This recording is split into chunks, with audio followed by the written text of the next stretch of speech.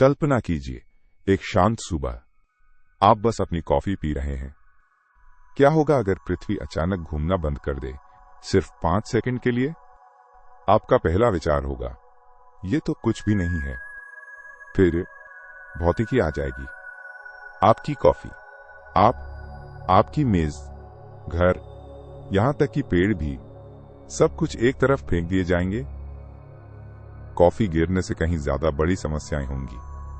ऐसा इसलिए होगा, पृथ्वी लगातार घूम रही है। भूमध्य रेखा पर इसकी सतह लगभग 670 किलोमीटर प्रति घंटे की रफ्तार से चलती है। यह अविश्वसनीय है।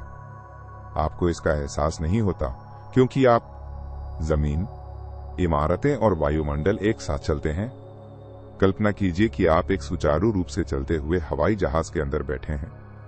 सब कुछ सामान्य लगता है जब तक कि वो हवाई जहाज अचानक रुक न जाए। अचानक आपकी आगे की गति बहुत वास्तविक हो जाती है। अब इसकी कल्पना विश्व स्तर पर करें। पृथ्वी की ठोस सतह अचानक रुक जाती है, लेकिन आप नहीं रुकते। न ही महासागर रुकते हैं, न ही वायुमंडल रुकता है, न ही सतह पर मौजूद कुछ भी रुकता है। दोस्तों, ये बुरा है, बहुत बुरा। पृथ्वी रुक जाती है, बाकी सब चलता रहता है। भूमध्य रेखा के पास जो कुछ भी मजबूती से जुड़ा नहीं है, वो सैकड़ों मीटर प्रति सेकंड की गति से चलता रह सकता है। ये कई यात्री जेट विमानों से भी तेज है।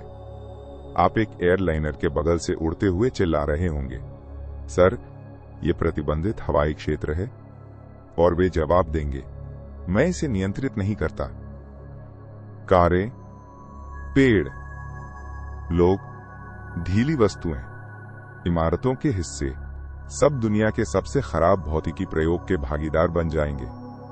लेकिन रुकिए, और भी बहुत कुछ है। हवा भी घूम रही थी। अगर जमीन रुक जाती लेकिन वायुमंडल चलता रहता, तो सतह पर जबरदस्त तूफानी हवाएं चलती। इतनी शक्तिशाली हवाएं कि वे घरों को उनकी नींव से उखाड़ देती। आप एक लैंप पोस्ट से क्षैतिज रूप से चिपके होंगे जब आपका घर उड़ता हुआ गुजरेगा। उसके बाद एक गाय, और फिर छाता लिए एक और स्टिकमैन चिल्लाता हुआ, मुझे लगता है कि थोड़ी हवा चल रही है। और फिर आते हैं महासागर। उनमें भी बहुत ज्यादा गति होती है, इसलिए पानी के विशाल द्रव्यमान पूर्व की ओर बहते रहेंगे, जिससे ऐसी सुनामी पैदा होगी जिसकी आप शायद ही कल्पना कर सकें। कल्पना कीजिए कि पानी की एक विशाल दीवार आपके तटीय स्टिक शहर की ओर आ रही है। आप उसे देखते हैं, फिर कैमरे को, फिर बहादुरी से छोटे फ्लोटी पहनते हैं, घोषणा करते हुए, तैयार। स्पॉइलर अलर्ट, आप तैयार नहीं हैं। अच्छी खबर, हर जगह विनाश एक जैसा नहीं होगा। भूमध्य रेखा पर घूर्णन गति सबसे अधिक होती है और ध्रुवों की ओर कम होती जाती है। तो जहां हमारा भूमध्य रेखा वाला स्टिकमैन जेट की गति से हवा में उड़ता है, वहीं हमारा ध्रुवीय स्टिकमैन शायद ही सरकेगा, अपनी हॉट चॉकलेट पकड़े हुए पूछेगा, तुम लोग ठीक हो? जवाब, नहीं, वे ठीक नहीं हैं। और फिर 5 सेकंड के बाद 5, 4, 3, 1 पृथ्वी फिर से घूमना शुरू कर देती है। ओ शुक्र है, जमीन अचानक आपके नीचे से खिसक जाती है, आपको एक और दिशा में फेंक देती है, क्योंकि पृथ्वी ने फैसला किया कि एक आपदा काफी नहीं थी। आप इस भयावह प्रक्रिया को उल्टा अनुभव करते हैं। लेकिन क्या पृथ्वी वास्तव में ऐसा कर सकती है? तकनीकी रूप से नहीं। कोई ज्ञात प्राकृतिक तंत्र पूरे ग्रह को तुरंत रोक और फिर से शुरू नहीं कर सकता।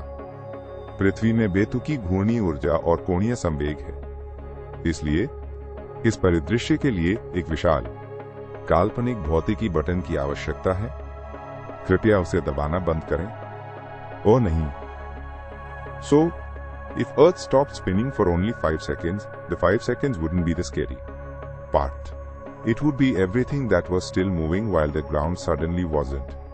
The extreme winds, flying debris, giant waves, stickmen soaring through the sky, and Earth restarting to launch them again. हमारा मूल स्टिकमैन आखिरकार उतरता है। उसकी कॉफी का कप उसके बगल में बिल्कुल सही गिरता है।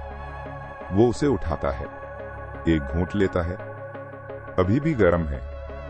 उसके पीछे आसमान से एक उल्कापिंड जैसी कार गिरती है। विज्ञान।